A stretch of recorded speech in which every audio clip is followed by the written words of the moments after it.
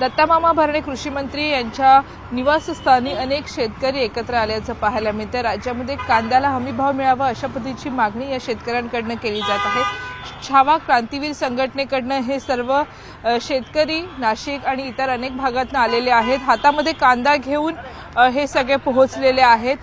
काय प्रमुख मागण्या आहेत? कृषी मंत्र्यांची भेट मागितली, थेट घरावरती येण्याची वेळ का आली? मागच्या 3 महिन्यापूर्वी सुद्धा याच ठिकाणी आम्ही आंदोलन केलं, पत्र दिलं कृषी मंत्र्यांना। त्यावेळेस कृषी मंत्र्यांनी शब्द दिला होता की तुमच्या मागण्या तात्काळ सोडू, राज्यभर दौरा करू।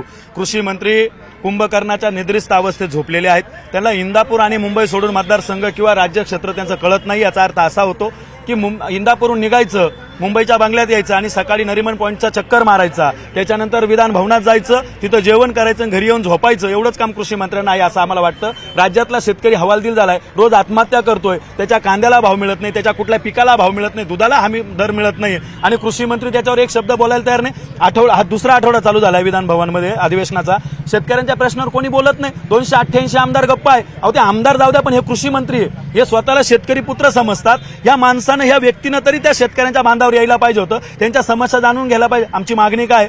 मका आणि सोयाबीन ज्या पद्धतीने तुम्ही खुल्या बाजारात विकतात त्याचे दर निश्चित केलेले, त्याच पद्धतीने कांद्याचे दर निश्चित करा, त्याच पद्धतीने कांद्याच्या शेतकऱ्याला तुम्ही न्याय द्या आणि हे नाफेड आणि एनसीसीएफ यांच्यावर कारवाई करा। हे कांदा खरेदी करत नाही, हे फक्त कागदपत्रे दाखवतात, कागदपत्रे दाखवून फक्त शेतकऱ्याची लूट करतात आणि मनाप्रमाणे वागतात। या गोष्टींवर कृषी मंत्र्यांना वेळ नसेल तर त्यांनी राजीनामा द्यावा आणि खुशाल इंदापूर आणि मुंबईमध्ये फिरावं, आमचं काही म्हणणं नाहीये। पण कृषी मंत्री या जबाबदार खात्यावर ते असताना, या पदावर असताना त्यांनी राज्याचा दौरा केला पाहिजे, शेतकऱ्यांच्या भावना समजून घेतल्या पाहिजे। बाजार समित्यांच्या मिटिंगा लावत नाही ते। अहो आम्ही काय मागायचं? आणि आज आम्ही इथं आलो तर पोलीस म्हणतात तुम्ही यायचं। अहो हा आमचा सर्वसामान्यांचा बंगला आहे, इथं कोणी पण येऊ शकतं। तुम्ही कुठून आला आहात? काय परिस्थिती, काय प्रश्न? आम्ही ज्या ठिकाणी कांदा पिकतो तो देशामध्ये सगळ्यात मुख्य नाशिक मधला, आम्ही येवल्यातून आलेलो आहे।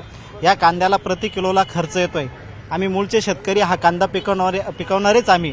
25 रुपये प्रति किलोला खर्च येतोय आणि आता भाव चालू आहे कांद्याला 1000 रुपयाच्या आत।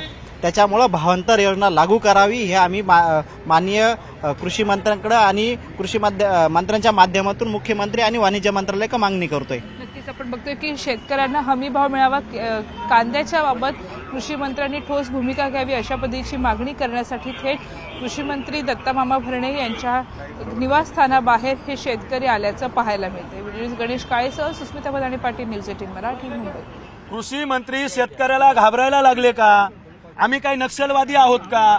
आम्ही काही गुंड आहोत का? अहो आम्ही शेतकऱ्याचे मुलं आहोत। आम्ही तुमच्याकडे रिसर वेळ मागितला, सकाळी 1 तास नरिमन पॉइंटला कृषी मंत्री चक्रा मारत होते आणि आम्ही आज भीक मागायसारखे त्यांच्या दारावर शेतकरी आलोय की आम्हाला न्याय द्या। तर आम्हाला 1 मिनिट जर कृषी मंत्र्याकडे द्यायला नसेल तर अशा कृषी मंत्र्याचा आम्ही निषेध करतो। पोलीस प्रशासनाला सुद्धा आम्ही विनंती केली की आम्ही रिसर वेळ मागितलेली आहे, त्यांनी सांगितलं तुम्ही इथं आंदोलन करू शकत नाही। आम्ही शांत उभं राहिलो कारण आम्हाला आमच्या शेतकऱ्याच्या वेदना कृषी मंत्र्यांपर्यंत पोहोचवायच्या आहे। पण कृषी मंत्री त्या ठिकाणी साधे त्यांच्या घराच्या बाहेर यायला तयार नाहीत।